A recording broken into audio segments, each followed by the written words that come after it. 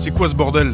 Mais n'importe quoi. Scientifiquement, ça ne tient absolument pas la route. Tu enregistres ça? Oh non! On pourrait presque en rire si c'était pas aussi sinistre. Il y a de la colère dans Charlie Hebdo. On les emmerde. Bonjour et bienvenue, vous écoutez le Bistrot de Charlie, le podcast de Charlie Hebdo. Au programme aujourd'hui, l'édito de RIS, un programme commun pour une fin commune, dans lequel il est question de l'état de la gauche française et de ses perspectives pour 2022.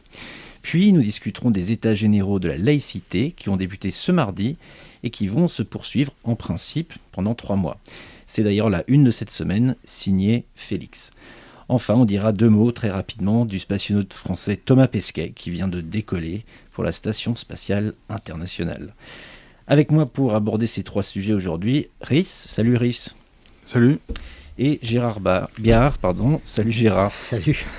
Alors, on va commencer tout de suite avec ton édito, Rhys, dans lequel tu poses cette question. La gauche est-elle encore républicaine? Alors, qu'est-ce qui t'a conduit à te poser cette question?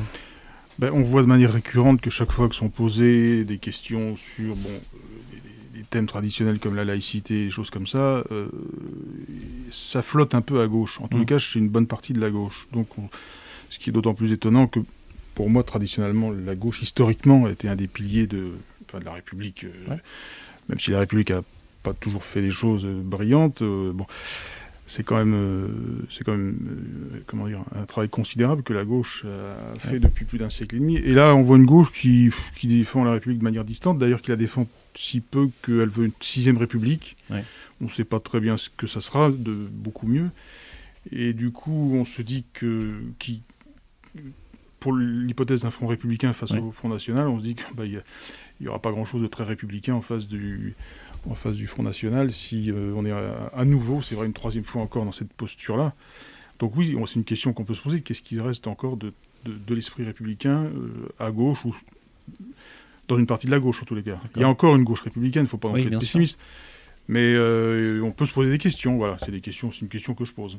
Mais c'est à partir de quand, ces dernières années, que la question s'est posée, à ton avis plus... C'est vrai que nous, on voit ça un peu à travers le prisme de l'histoire de Charlie, tout ce qui nous est arrivé avec les caricatures. C'est vrai que souvent, on a été étonné de voir à quel point on n'était pas soutenu et même désavoué par des gens dont on pensait qu'ils étaient proches de nous. Ça a été un révélateur de pas mal de désillusions. Mais aussi, il y a, je crois, un sondage récent, la semaine dernière, qui donne un chiffre incroyable. Je crois 36% des Français font confiance au Rassemblement national pour défendre les valeurs de la République. Alors ça, si la gauche se pose pas des questions à ce niveau-là, c'est quand même incroyable. Enfin, surtout que Charlie, dans les années 90, avait lancé une pétition pour dissoudre le Front National parce que justement, on trouvait que c'était un parti qui n'était pas fidèle aux valeurs de la République. Maintenant, ça devient... pour 36% des Français, ce qui est énorme, ça devient la référence pour défendre les valeurs de la République. Et donc, si la gauche n'affronte pas ça et ne regarde pas aussi ce qui ne va pas chez elle, je ne vois pas ce qui va changer cette tendance. Ok, et Gérard, toi, qu'est-ce que tu pourrais apporter à cette analyse? Ça rejoint un petit peu les... Là, on va peut-être un petit peu aborder le deuxième thème, en fait, qui sont les états généraux de la laïcité. C'est que ça rejoint un petit peu les réactions à gauche qu'a généré cette initiative quand Marlène Schiappa l'a annoncée, où ça a été tout de suite une levée de bouclier dans une certaine partie de cette gauche, toujours cette même partie de cette gauche qui se proclame un petit peu pure. Voilà, ça a été tout de suite vilipendé. Et ce qu'on constate, c'est que maintenant, cette partie de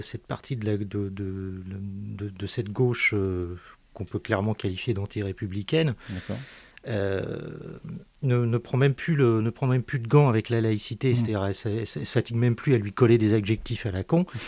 Elle dit tout simplement et carrément que c'est de droite. Voilà, la laïcité, c'est de droite. Quand tu lis tous les jours Libé, il se passe pas une journée sans que dans un quelconque article, tu vois que quand Macron s'empare de certains sujets, dont la laïcité, mais aussi toutes les questions régaliennes, on peut lire qu'il travaille sa jambe droite. Voilà, bon. Comme si au fond le régalien n'était pas aussi une des fonctions de l'État, tout simplement, qu'il soit de gauche ou de droite, enfin qu'il soit dirigé à gauche ou à droite. Donc on a cette espèce de dérive totale d'une gauche, et voilà, ce qui amène aussi un petit peu à s'interroger sur ce qui est de gauche pour cette gauche-là.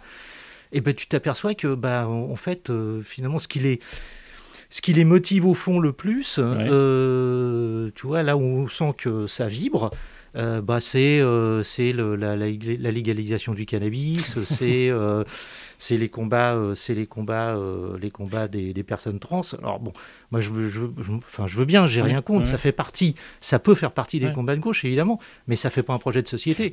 C'est pas suffisant pour attirer des électeurs. C'est-à-dire que oui, on parlait de 2022, effectivement la légalisation du cannabis, ça suffira peut-être pas. Ça suffira pas à faire à dépasser les 20%, ce qui pour arriver au second tour. Ok, donc avant de passer au deuxième sujet, la partie semble assez mal engagée pour la gauche en 2022. Qu'est-ce qui pourrait changer ça, qu'est-ce qui pourrait inverser cette tendance, Rhys?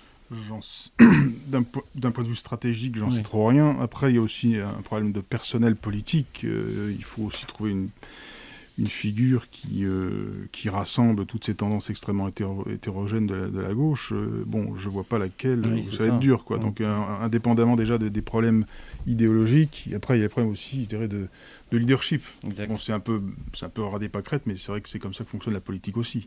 Il faut aussi des gens qui donnent envie. Alors ça, c'est sûr que c'est un sujet éminemment complexe, la question du leadership à gauche, donc on la laissera peut-être de côté pour aujourd'hui, et on va passer au deuxième sujet.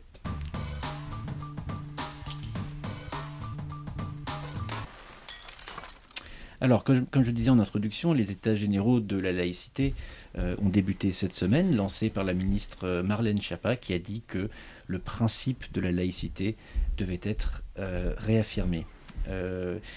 Alors, entre-temps, Emmanuel Macron aurait déclaré au sujet de ces mêmes États généraux, je cite, « Les Français s'en fichent, et moi aussi.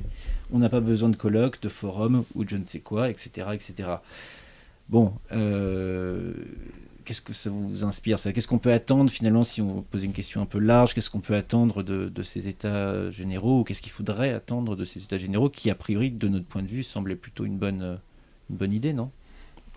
Personnellement, oui, moi je trouve que c'est plutôt une bonne idée d'avoir de voir un petit peu ce qu'il y a dans la tête des Français, des citoyens. Et puis aussi de clarifier ce qu'il y a dans la tête de pas mal d'intellectuels sur ce sujet-là, parce que c'est un débat qui court depuis maintenant plus de 20 ans. 20-30 ans, c'est ce qu'on disait mercredi. Voilà. Donc c'est pas inutile aujourd'hui, à un an de la présidentielle, avec dans la situation qu'on a évoquée, la situation électorale qu'on a évoquée il y a quelques minutes, c'est pas forcément inutile de lancer un grand débat national sur ce sujet-là. Mais c'est quand même la laïcité, c'est quand même une valeur qui est inscrite dans la Constitution. Oui, c'est une valeur fondamentale, de la République. Après, je ne sais pas ce qu'il y a entre Macron et Schiappa, ce qui s'est passé là. Là, on rentre dans les cuisines et c'est ça. C'est autre chose. Et donc, oui, pour toi, Harry, c'était important du coup de parler de ces États généraux en une. C'est pas courant que dans le timing d'une campagne présidentielle, un sujet comme la laïcité soit mis en avant. C'est vrai que d'habitude, on en parle de temps en temps quand il y a des polémiques sur diverses choses, mais c'était pas un sujet de campagne présidentielle. Et là, on sent que Schiappa, elle veut en faire un sujet incontournable, avec peut-être des dissensions au sein du gouvernement, mais ça c'est la cuisine interne du gouvernement. Mais ça montre en tous les cas qu'il y a quand même un désir de se rassurer et de redéfinir ce que c'est que la laïcité et qu'est-ce qu'on en attend. Et donc c'est pas un petit sujet en fait, quoi qu'on en pense. C'est pas un petit sujet, donc c'est pas une mauvaise chose que ça arrive sur le débat de cette manière-là, et pas comme c'est vrai depuis des années, à travers des petites polémiques qu'il y a toujours à droite et à gauche. Bon. Oui, tu veux dire ça permet de remettre un peu les choses à plat. Là, on est au niveau du politique, là, on n'est plus, on est au niveau je dirais, de la tête de l'État, quoi. Oui. Voilà, ça positionne le débat à un autre niveau, quoi. Et peut-être une autre question par rapport à ça. Qu'est-ce que, finalement, ça rejoint un peu ce que disait Gérard tout à l'heure, c'est-à-dire qu'est-ce qu'on peut répondre à cette partie de la gauche, par exemple, qui estime que ces états généraux de la laïcité, c'est un peu une opération de communication pour faire passer la loi sur le séparatisme. J'ai l'impression que c'est l'argument qui est un peu mis en avant. La loi sur le séparatisme, elle serait passée quand même. Oui. Donc c'est des arguties... Ça vaut pas grand-chose. Elle est votée, elle est votée ou elle va être votée de toute façon. Donc elle n'a pas besoin, elle n'a pas besoin de service après-vente. Oui, c'est ça. Oui. Mais c'est toujours le même raisonnement qu'on a souvent à gauche, c'est d'invoquer un problème pour en évacuer un autre. C'est pas ça qui est important, c'est tel sujet qui est plus important. Donc à la fin, on parle jamais de rien, puisque tout est toujours plus important que tout ce dont on veut parler. Ouais. Donc bon, ça fonctionne une fois, mais enfin, c'est pas avec ça que... Mais la gauche s'égare dans des réponses comme ça qui ne solutionnent rien et qui frustrent encore plus quand on est de gauche. Oui. On aimerait savoir ce qu'il en est, et on aimerait au moins pouvoir s'exprimer. Mais il faut attendre que justement un membre du gouvernement lance ce débat, parce que la gauche est incapable de le lancer. Ouais. C'est un peu dommage. Ok. Oui, c'est vrai. Oui. Bah oui. Bon. Mais tu vas pas te présenter en 2022 pour autant, quand même. Moi ? Ah non. Oui. non, j'ai assez de boulot comme ça. Pas mon je m'emmerde comme ça. Et toi, Gérard, tu laisses passer aussi Oui, moi je vais laisser passer. Oui. Je vais attendre 2027. Voilà. Ok, ça marche. On va attendre d'être en bonne position. Ok, voilà. Ça roule. Bon, on passe au dernier sujet.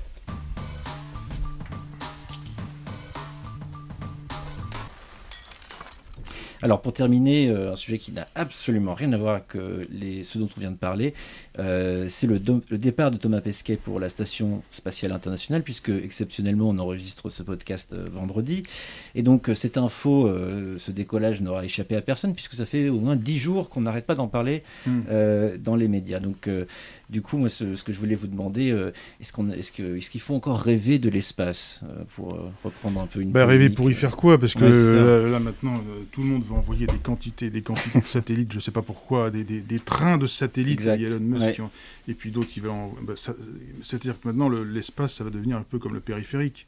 Ça va devenir invivable, quoi. Déjà, il y a énormément de déchets, de cochonneries, de satellites qui ne servent plus à rien autour de la Terre. Ça, c'est vrai. Ouais. Et donc, on est en train de polluer l'espace, de ramener l'espace à la vie terrestre. On ne gère pas ça comme une sorte de lieu presque sacré, protégé. Non, on en fait un lieu de consommation. Voilà. Et on retrouve tous les mêmes bordels oui, c'est vrai, dans l'hyperconsommation, donc plein de satellites qui tournent, on ne sait pas pourquoi.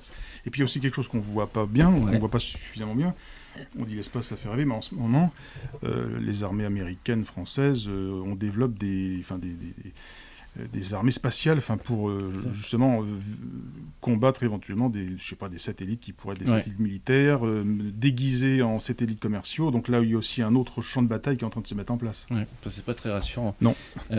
Toi, Gérard, qu'est-ce que c'est un petit peu t'inspire tout ça ? J'en pense à peu près la même chose. Ce qui est déplorable là-dedans, c'est que on assiste aussi à une privatisation de l'espace. Exact. C'est-à-dire qui est quand même le lieu universel par définition. Là, ça devient une espèce de terrain de jeu pour tous les néo-capitalistes de la planète. Voilà, c'est... Après, c'est bien de rêver de l'espace, mais pour y faire quoi ? Voilà, c'est ça. Oui. Puis on rappelle même que, comme on parle des déchets qui ont été balancés dans l'espace, que Elon Musk, il y a quelques années, avait carrément envoyé une bagnole. Donc, voilà. Ça, c'était assez... il a transformé l'espace en casse. C'est ça voilà. Et l'emmerdant, c'est que on est en dessous, quoi. Voilà. Donc un jour, ils vont finir par nous retomber sur la gueule aussi. Bon, ça fait qu'on en parle. Mais c'est un espace, en fait, cet endroit qu'on appelle l'espace, qui est en train de vivre la même chose que ce qu'autrefois on a avec la colonisation. C'est qu'on envoie au début des explorateurs, des braves mecs, la frontière, mais en même temps... des mecs sympathiques qui vont défricher des zones inconnues, puis après on envoie l'armée. Voilà. Ça commence toujours comme ça. C'est pas faux. Et là, c'est un peu la même chose avec l'espace. Et les commerçants. Voilà. Ok, merci Rhys, merci Gérard. C'est donc tout pour aujourd'hui. Merci d'avoir écouté ce podcast et on vous retrouve la semaine prochaine. Au revoir. Au Au revoir. C'est quoi ce bordel? Mais n'importe quoi. Scientifiquement, ça ne tient absolument pas la route. Tu enregistres ça? Oh non! On pourrait presque en rire si c'était pas aussi sinistre. Il y a de la colère dans Charlie Hebdo. On les emmerde.